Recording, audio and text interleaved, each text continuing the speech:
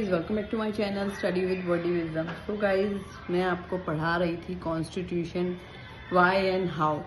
तो उसका first part मैंने आपको शेयर कर दिया है। फर्स्ट पार्ट में क्या था मैं थोड़ा सा बता देती हूँ कि कॉन्स्टिट्यूशन क्या है, कॉन्स्टिट्यूशन कौन बनाता है, इसका इफेक्ट क्या है और ये इम्पोर्टेंट क्यों है, और ये जस्ट कॉन्स्टिट्यूशन है, इसको कौन बनाता है, गवर्नमेंट कैसे रूल करती है, इसके 4 फंक्शंस जो हैं वो मैं आपको सेपरेट वीडियो में शेयर कर चुकी हूँ। ठीक है, तो क्या है हमारा टॉपिक जो था कि कॉन्स्टिट्यूशन जो होता है और हमारी कंट्री का जो कॉन्स्टिट्यूशन है उसका एक ही डॉक्यूमेंट है, और जो बाकी जैसे यूनाइटेड किंगडम में है उनके क्या है बहुत सारे हैं, बहुत सारे पार्ट्स में डिवाइडेड किया गया है उसको।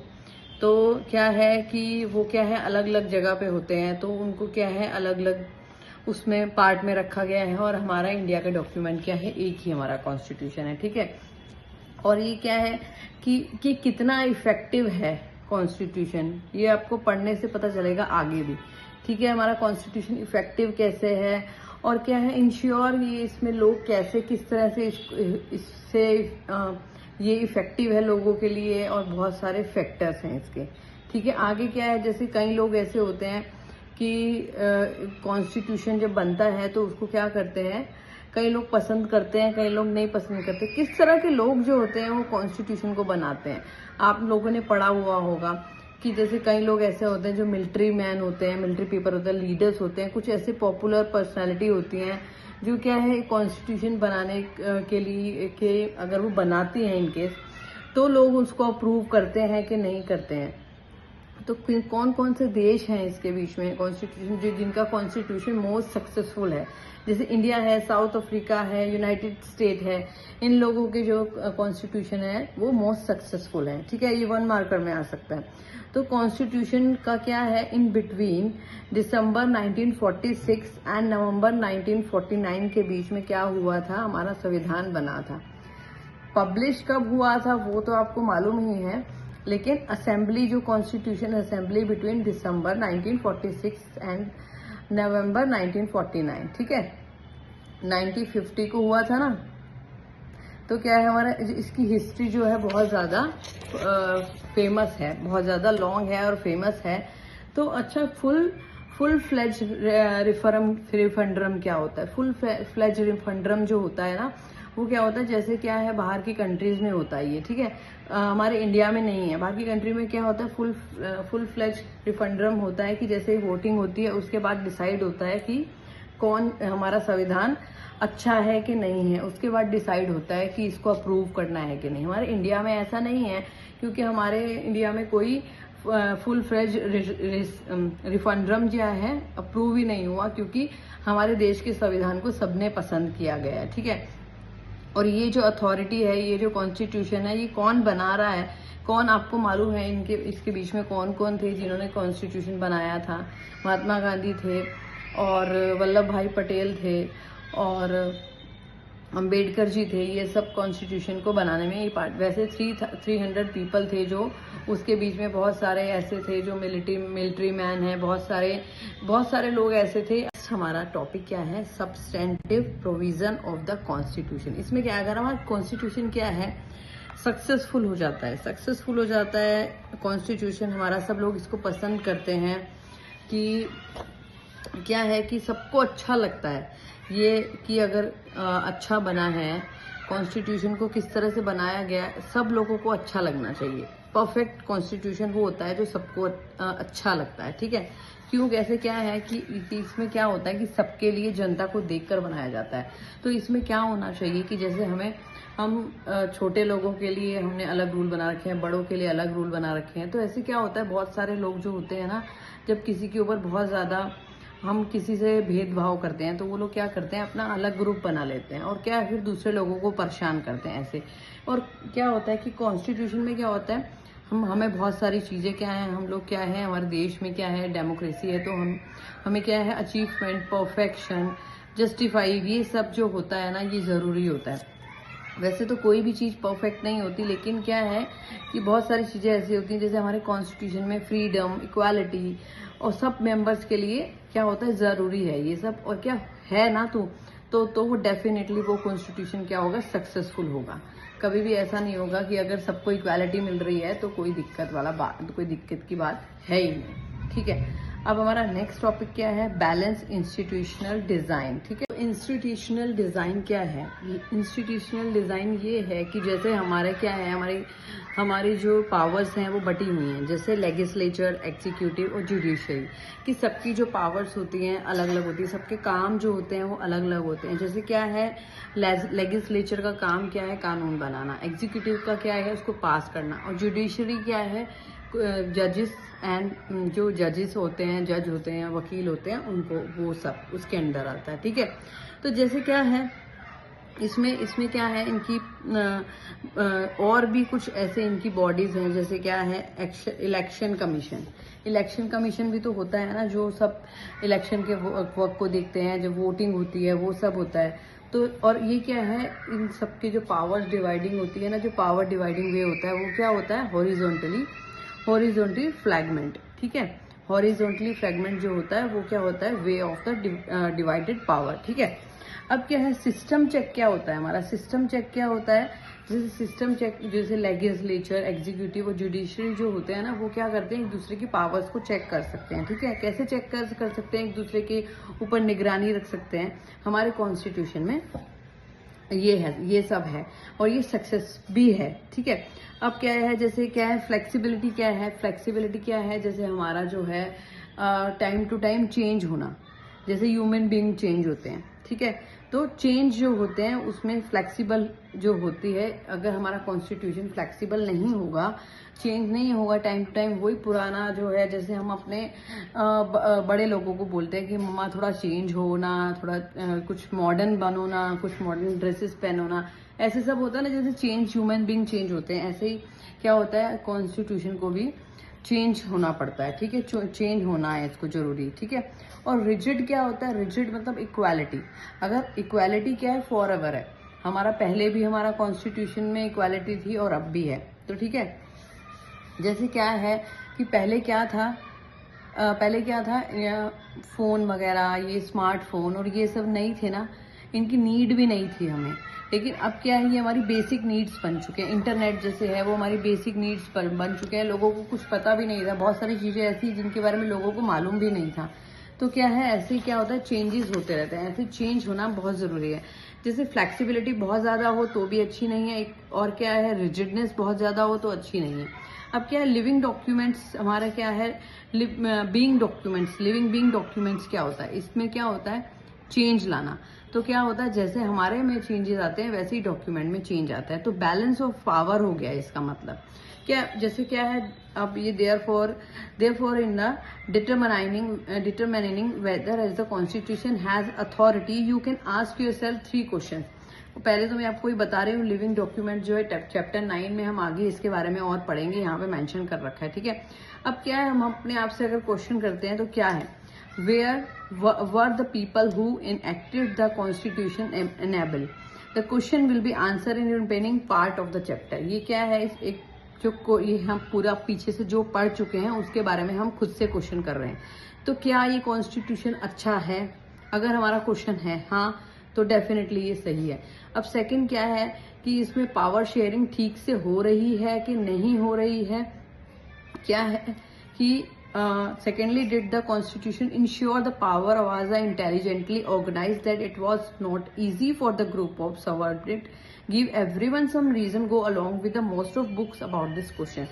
तो क्या है, पावर शेयरिंग अच्छे से हो रही है कि नहीं है, अगर हो रही है तो यस इसका आंसर है, तो definitely it is okay. Okay, and third one, people hope the inspirations ability and constitution command voluntary allegiances of the people depend a certain extent upon whether constitution is just what are the principle of justice underlying the Indian constitution। मतलब ये constitution क्या है, लोगों के goals को देख के, लोगों को ध्यान में रख के, लोगों की इच्छा को देखकर अगर बनाया गया है तो क्या है, ये कॉन्स्टिट्यूशन ठीक है, अच्छा है। तो अगर ये तुम्हारा आंसर हाँ है तो दिस इज राइट, ये सब सही है और हमारा कॉन्स्टिट्यूशन अच्छा है। ठीक है, तो ये हो गया हमारा कॉन्स्टिट्यूशन के बारे में कि कॉन्स्टिट्यूशन किस तरह का होना चाहिए, किस तरह का है, इसमें इक्वालिटी होनी चाहिए, फ्लेक्सिबिलिटी होनी चाहिए, और इसमें हमने पीछे क्या क्या पढ़ा था ये क्वेश्चन हमने खुद से किए हैं। ठीक है, ओके, अब है हमारा नेक्स्ट टॉपिक। क्या है नेक्स्ट हमारा टॉपिक क्या है, how was the Indian constitution made,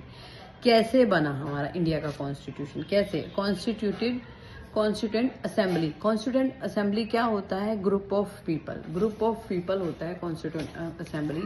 जैसे क्या है, हमारी फर्स्ट मीटिंग हुई थी जब कॉन्स्टिट्यूशन बना था 9 दिसंबर 1946, you can remember all this, है ना, ठीक है, आपको याद होगा, आप याद रख सकते हैं इसको, नहीं तो लिख के रख सकते हैं कहीं पे, ठीक है। और क्या हुआ था, जब क्या हुआ था, हमारा कॉन्स्टिट्यूशन असेंबली डिवाइड हुई थी, इंडिया ऑन 14 अगस्त 1947 को क्या हुआ था, डायरेक्ट इलेक्शन से चुना गया था। डायरेक्ट इलेक्शन क्या होता है, जैसे क्या होता है कि हम पहले जनता वोट कर रही है किसी और पार्टी को, जैसे लेजिस्लेचर को वोट कर रही है, एंड देन लेजिस्लेचर के जो मेंबर्स हैं वो क्या कर रहे हैं, कॉन्स्टिट्यूशन असेंबली को वोट कर रहे हैं। ऐसे क्या होता है, इनडायरेक्ट ऐसे होता है, डायरेक्ट नहीं, इनडायरेक्ट ऐसे होता है कि इनडायरेक्टली कैसे हम क्या कर सकते हैं, पहले किसी और को वोट देकर, और वो जो पार्टी है वो किसी और को वोट देकर ऐसे इनडायरेक्टली क्या कर सकती है, वोटिंग करके दूसरे को चुन सकती है, ठीक है। अब क्या है, ब्रिटिश कैबिनेट क्या था, कैबिनेट मिशन, इसमें क्या था, ग्रुप ऑफ स्टेट था। जैसे क्या है, ग्रुप ऑफ स्टेट क्या हो गया, जैसे जैसे ब्रिटिशर्स हो गए, उन्हें क्या हो गया, उनको क्या बोल दिया, प्रोवेंस, ठीक है। और ब्रिटिश प्रिंसली स्टेट क्या हो गया, प्रिंसली स्टेट हो गया, जैसे क्या है, वो है तो उनका पर्टिकुलर स्टेट, लेकिन वो क्या है, ब्रिटिश के अंडर काम कर रहे हैं। तो क्या है, ये लोग किस तरह से उन लोगों को, किस तरह से उनकी वोटिंग होती थी, पहले क्या करते थे, रेशियो के हिसाब से, जैसे 1 लाख लोग हैं तो उनमें क्या है कि जैसे प्रोविंस के क्या हो गया, प्रोविंस के मेंबर्स के ब्रिटिश रूल जो करते हैं उनके कितने मेंबर्स हो गए, 292, और प्रिंसली स्टेट से उन्होंने लिए 93 सीट्स। ऐसे करके इन्होंने क्या करा, इनको डिस्ट्रीब्यूट किया किस में, 3 पार्ट्स में, जो थ्री मेन कम्युनिटीज में, जैसे मुस्लिम, सिख और जनरल हो गया, ठीक है।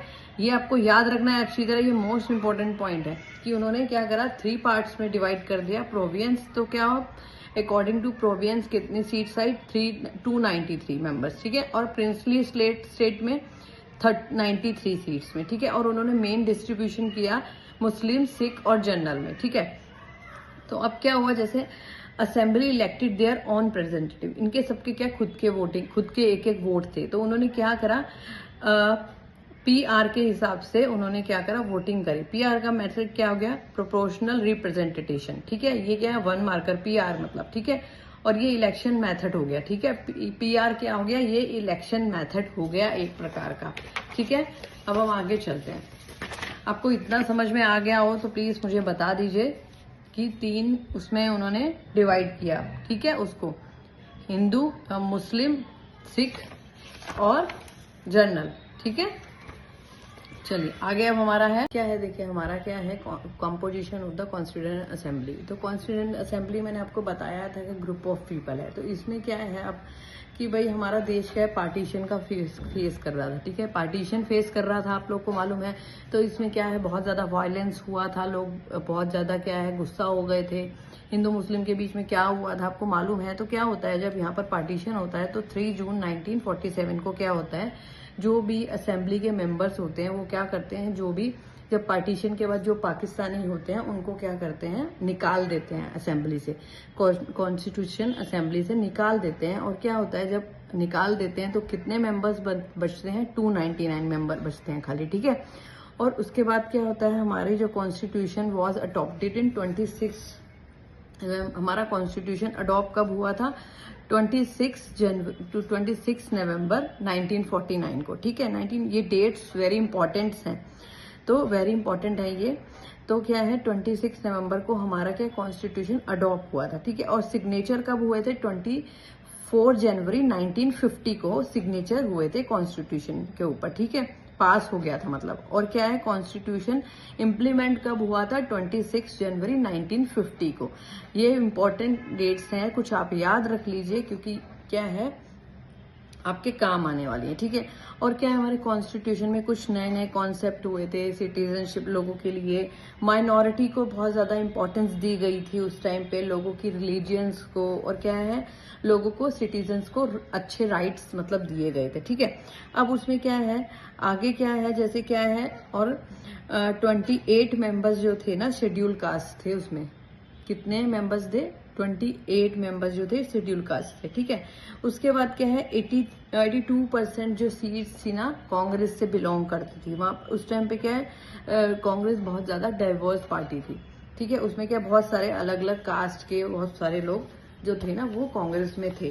तो पहले की कांग्रेस में और अब की कांग्रेस में क्या है, बहुत ज्यादा फर्क है, ठीक है। आपको भी देखने को मिला होगा जो भी पूरा जो है हमारा बहुत सारा चेंजेस आए हैं उसके अंदर, हमारी पार्टी के अंदर जो भी।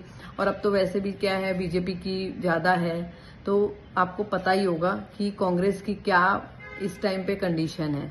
क्या है नेक्स्ट हमारा टॉपिक, क्या है, how was the Indian constitution made, कैसे बना हमारा इंडिया का कॉन्स्टिट्यूशन, कैसे कॉन्स्टिट्यूएंट असेंबली। कॉन्स्टिट्यूएंट असेंबली क्या होता है, ग्रुप ऑफ पीपल होता है कॉन्स्टिट्यूएंट असेंबली। जैसे क्या है, हमारी फर्स्ट मीटिंग हुई थी जब कॉन्स्टिट्यूशन बना था 9 दिसंबर 1946, you can remember all this, है ना, ठीक है। आपको याद होगा, आप याद रख सकते हैं इसको, नहीं तो लिख के रख सकते हैं कहीं पे, ठीक है। और क्या हुआ था, जब क्या हुआ था, हमारा कॉन्स्टिट्यूशन असेंबली डिवाइड हुई थी, इंडिया ऑन 14 अगस्त 1947 को क्या हुआ था, डायरेक्ट इलेक्शन से चुना गया था। डायरेक्ट इलेक्शन क्या होता है, जैसे क्या होता है कि हम किसी, पहले जनता वोट कर रही है किसी और पार्टी को, जैसे लेजिस्लेचर को वोट कर रही है, एंड देन लेजिस्लेचर के जो मेंबर्स हैं वो क्या कर रहे हैं, कॉन्स्टिट्यूशन असेंबली को वोट कर रहे हैं। ऐसे क्या होता है, इनडायरेक्ट ऐसे होता है, डायरेक्ट नहीं, इनडायरेक्ट ऐसे होता है कि इनडायरेक्टली कैसे हम क्या कर सकते हैं, पहले किसी और को वोट देकर, और वो जो पार्टी है वो किसी और को वोट देकर ऐसे इनडायरेक्टली क्या कर सकती है, वोटिंग करके दूसरे को चुन सकती है, ठीक है। अब क्या है, ब्रिटिश कैबिनेट क्या था, कैबिनेट मिशन, इसमें क्या था, ग्रुप ऑफ स्टेट था। जैसे क्या है, ग्रुप ऑफ स्टेट क्या हो गया, जैसे जैसे ब्रिटिशर्स हो गए, उन्हें क्या हो गया, उनको क्या बोल दिया, प्रोवेंस, ठीक है। और ब्रिटिश प्रिंसली स्टेट क्या हो गया, प्रिंसली स्टेट हो गया, जैसे क्या है, वो है तो उनका पर्टिकुलर स्टेट, लेकिन वो क्या है, ब्रिटिश के अंडर काम कर रहे हैं।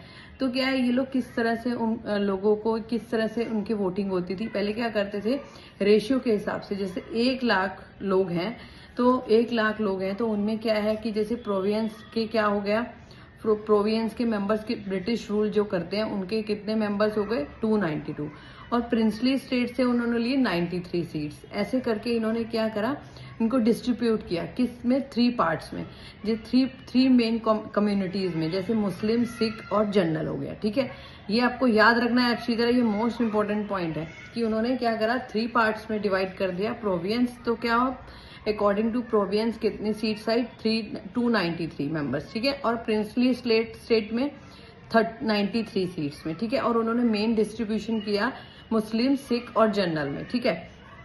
तो अब क्या हुआ, जैसे assembly elected their own representative, इनके सबके क्या खुद के एक वोट थे, तो उन्होंने क्या करा, पीआर के हिसाब से उन्होंने क्या करा, वोटिंग करी। पीआर का मेथड क्या हो गया, प्रोपोर्शनल रिप्रेजेंटेशन, ठीक है। ये क्या है, 1 मार्कर पीआर मतलब, ठीक है। और ये इलेक्शन मेथड हो गया, ठीक है। पीआर क्या हो गया, ये इलेक्शन मेथड हो गया एक प्रकार का, ठीक है। अब हम आगे चलते हैं। आपको इतना समझ में आ गया हो तो प्लीज मुझे बता दीजिए कि 3 उसमें उन्होंने डिवाइड किया, ठीक है, उसको हिंदू, मुस्लिम, सिख और जनरल, ठीक है। चलिए आगे अब हमारा है नेक्स्ट, हमारा टॉपिक क्या है, प्रोड्यूसर्स। तो इसमें क्या है, इम्पोर्टेंट रीजन क्या है इसका, सबसे पहला इम्पोर्टेंट क्या है, इसमें असेंबली, जो कॉन्स्टिट्यूशन असेंबली थी, उसमें क्या था, 8 मेजर कमेटीज थी, जिसके क्या है, जो मेजर कमेटीज थी 8, उसके जो क्या है, चेयर लीडर कौन कौन थे, हमारे जवाहरलाल नेहरू, गांधी जी और राजेंद्र प्रसाद, सरदार वल्लभ भाई पटेल, BR अम्बेडकर, ये सब क्या है, चेयर कमेटी के मेंबर्स थे। ये सब क्या है, ऐसा नहीं था कि ये सब साथ में खुश थे, साथ में काम करते थे, ऐसा नहीं ये लोग भी डिबेट करते थे, इन लोग की भी आपस में बनती नहीं थी, ठीक है। और क्या अम्बेडकर ने क्या हुआ, कभी कभी अम्बेडकर जी क्या है कांग्रेस और गांधी जी को बहुत पसंद नहीं करते थे। बीटर मतलब कड़वा बोलना, क्रिटिक करना, उनको क्रिटिसाइज करना, ठीक है। तो और इसमें क्या है कि जैसे क्या है पटेल और नेहरू जी भी एक दूसरे की बातों से डिसएग्री थे, क्या है कि लेकिन फिर भी क्या साथ मिलके काम करते थे और बहुत सारे सब्जेक्ट्स पे डिबेट होती थी। और क्या है कुछ कुछ काम ये क्या करते थे वोट करके करते थे, ठीक है। अब क्या है मेन असेंबली में क्या है ये मिलते कितना थे 166 डेज, मतलब 166 डेज ये मिलते थे। और क्या टाइम क्या होता था 2 इयर्स का टाइम लगा, 2 इयर्स एंड 11 मंथ्स लगे क्या बनाने में, कॉन्स्टिट्यूशन बनाने में। अब मैं दोबारा रिपीट कर रही हूँ कि ये मिलते कब थे और इनको कितना टाइम लगा। इनको टाइम लगा 2 इयर्स लगा, 2 इयर्स 11 मंथ लगे और क्या ये 166 डे मिलते थे, ठीक है। ये हो गया हमारा इम्पोर्टेंट जो है पॉइंट्स, मैं आपको इसके ऊपर सेपरेट वीडियो बना दूंगी।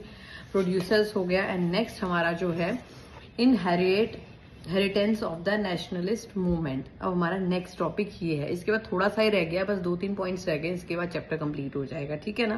क्या था हमारा टॉपिक में inheritance of the nationalist movement में क्या है कि इसके जो रूल्स एंड रेगुलेशन है, इसके जो प्रिंसिपल्स हैं उसमें क्या क्या लिखा गया है।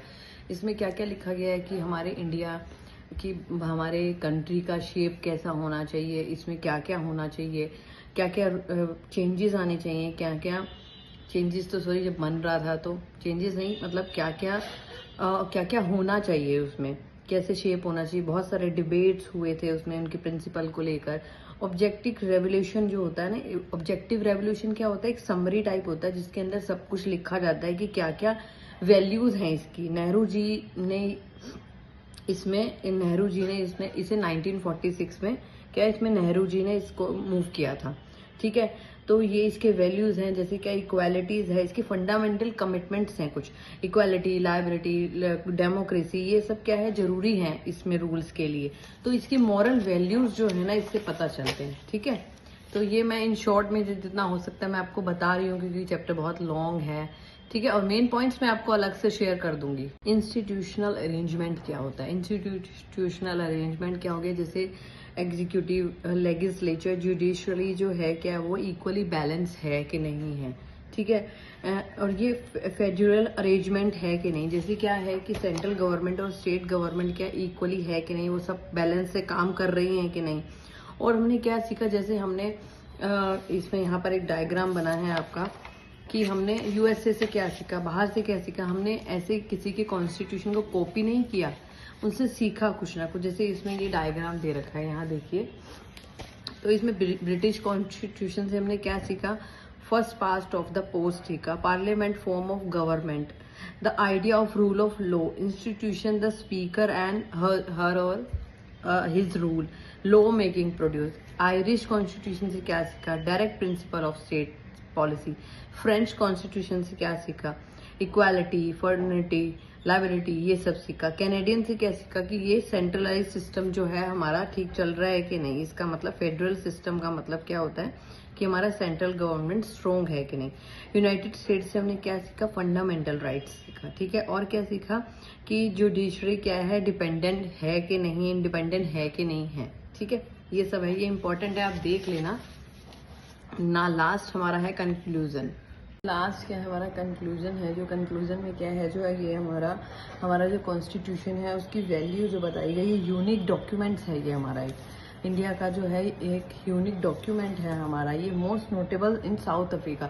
साउथ अफ्रीका ने इससे बहुत ज़्यादा इंस्पायर हुई थी हमारे डॉक्यूमेंट से।